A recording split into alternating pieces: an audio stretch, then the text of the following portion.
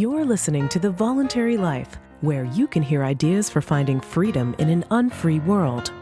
Visit thevoluntarylife.com to connect with the show and hear all past episodes. Here's your host, Jake. Hi patrons, it's Jake here. Welcome to this bonus episode of The Voluntary Life. This episode is a recording from our first live stream Q&A, which we just did. The live stream Q&A is open to patrons at the Rockstar Entrepreneur level, but every now and again I'm going to invite everyone along to the live stream, and that's what I did with this first Q&A that we did. If you want to take part in the live streams in future, you just need to set up your Discord account. Discord is an app that is integrated with Patreon, which allows you to do text and voice chat, and that's the app that we're using to do the live streams. So as I said, most of these episodes will just be for the Rockstar Entrepreneur level patrons, and most of the recordings I'll only share with them. But every now and again, I'll do a live stream for everyone like this one and share these podcasts with everyone too.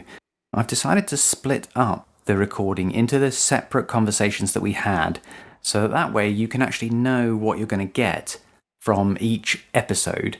And I'll release shorter individual conversations separately, like this one. And this one is about a very interesting question related to a patron's business, and it's about whether or not to go into business with somebody, which I think is a really relevant question for many people thinking about going into business. So I hope you enjoy the episode, and without further delay, here's the recording. So we own a bakery in Ottawa, my wife and I, and we have a son who's 12.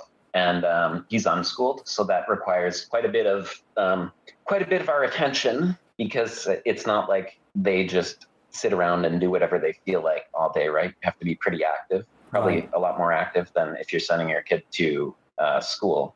Right. Anyway, so we're doing that, and we have a business, a small business. We have like 5 employees and a few drivers who deliver bread for us.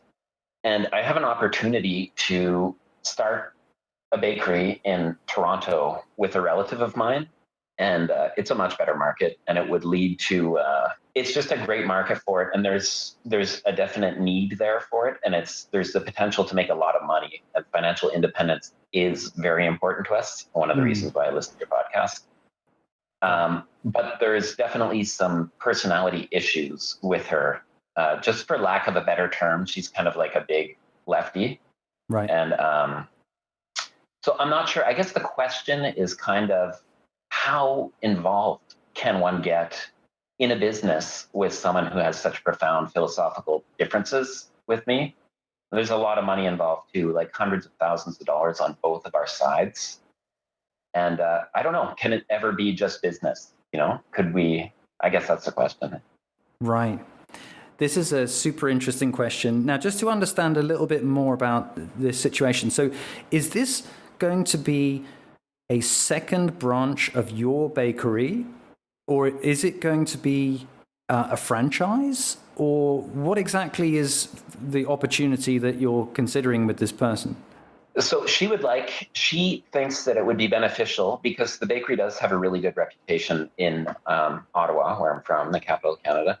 And it would be called the same thing. She wants to keep the name because she thinks it's a good name and we have a good reputation. Our business right now is not replicable. Like it would be starting from scratch using the same name and like the same recipes and so forth, but basically just the name and our reputation. And what would be the ownership structure? Well, I think it would be a 50-50 type thing. Right. And this is something that is an opportunity because this person has come to you and said, hey, I think this is a great thing to do, and this is what I want to do. Are you up for it? Is that how this has kind of come about? Pretty much. She is, the real estate market, she made a tremendous amount of money on her house, and she's recently divorced, and her son just left the house. So she's wanting to start a business, and she came up to talk to us about our business. And there's definitely some personality conflicts, but she just really liked our business and thought that there's a real market for it in Toronto.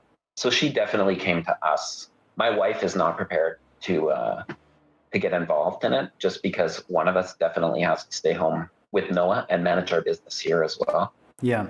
That didn't really answer your question, though, maybe.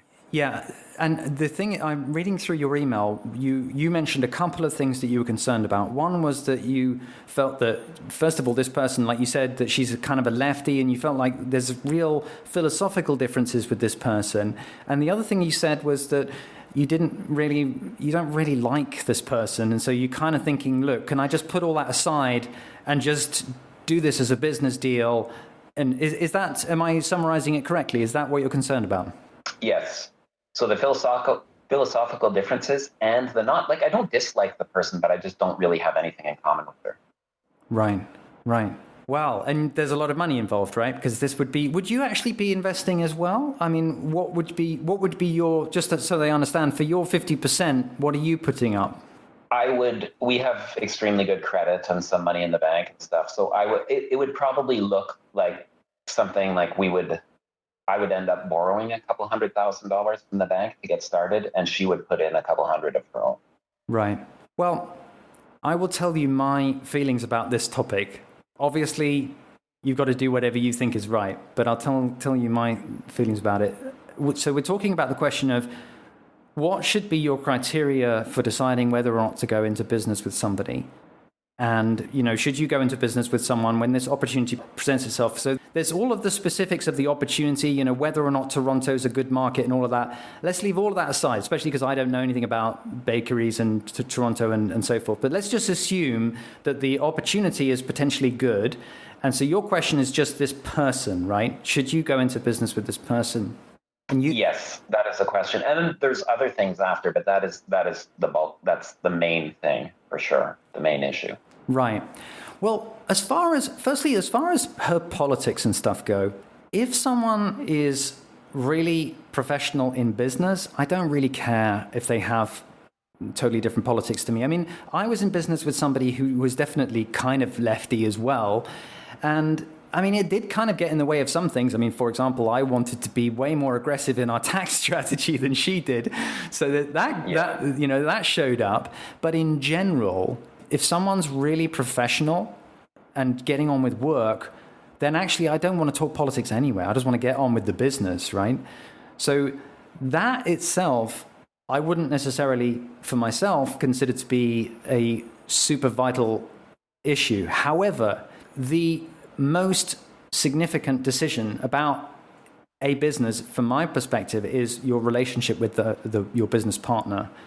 If you have difficulty getting on with this person, I think it will be a nightmare because it's such an important relationship.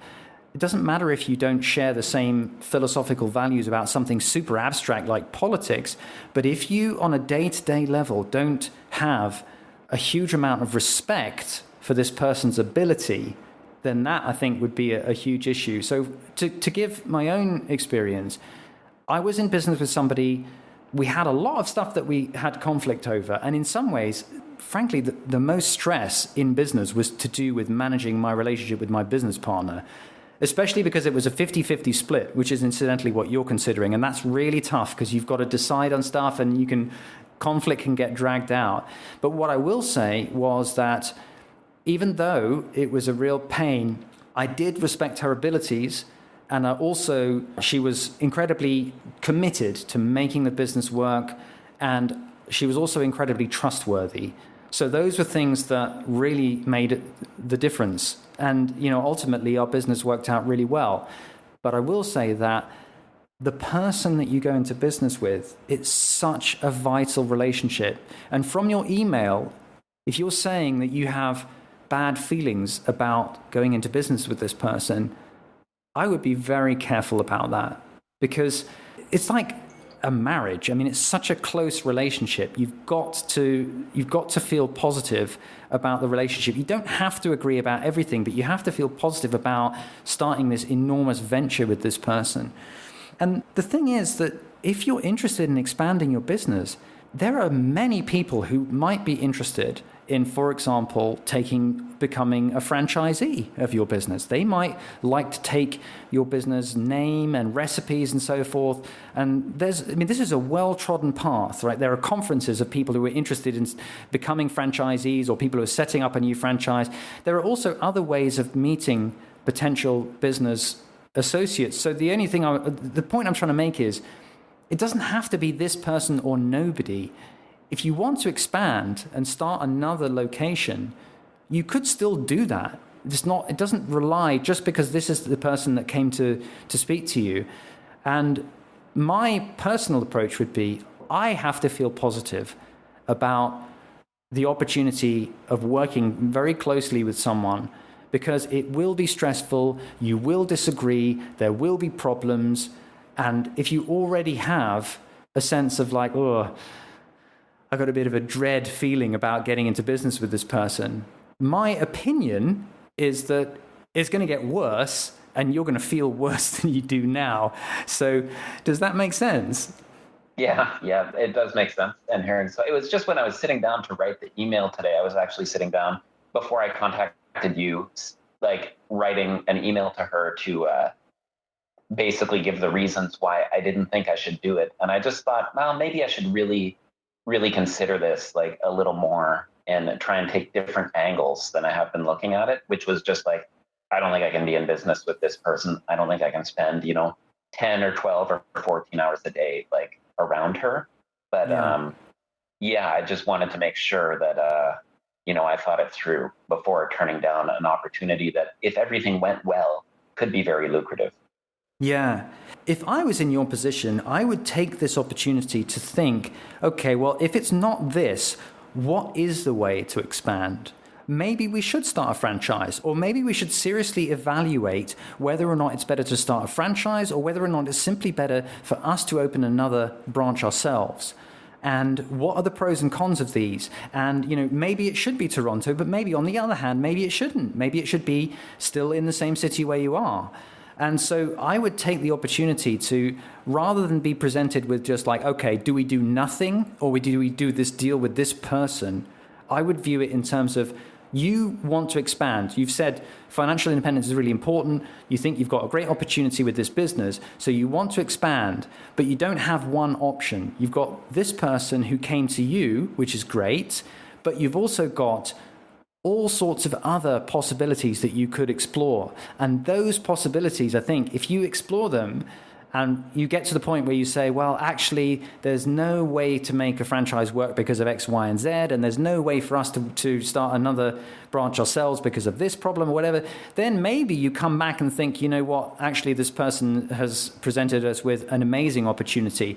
But my feeling is probably what you find is, there are many other ways of doing this, and this is just one way, with the downside that you have of this relationship that you think is going to be a problem. And you can probably find, other opportunities to expand that you feel much more positive about, and also that may not take you away from your wife and your kid. You might find ways that you could do this, especially if that's something that is going to take you away. Then maybe there's a way of expanding more on a more franchise model, which actually gives you more freedom not to have to go and spend quite so much time setting up the new businesses. Right. Yeah, that makes sense.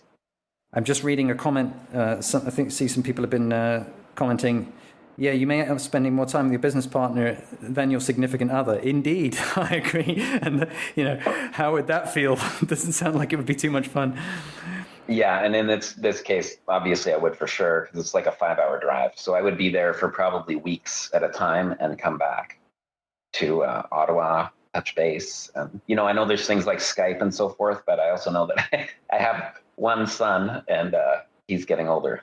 Yeah, absolutely. And so therefore, even though I understand, you're excited by Toronto as being a bigger market, but I mean, I'm sure there's lots of other opportunities for other ways to expand that don't involve you having to move town and be away from your family and all of that kind of stuff. So I really wish you luck in thinking through your different options and in expanding your business. On the plus side, congrats on having a business that really has this opportunity. And I think it's a great chance for you to think about other ways to do it. Yeah, I agree. Cool. Thank you very much for that one. I really appreciate it. Okay. Thanks a lot, Jay. Thank you for listening to The Voluntary Life. If you have feedback about the show, please email jake@thevoluntarylife.com. If you enjoyed this program, please share the podcast with your friends or click the donate button on thevoluntarylife.com.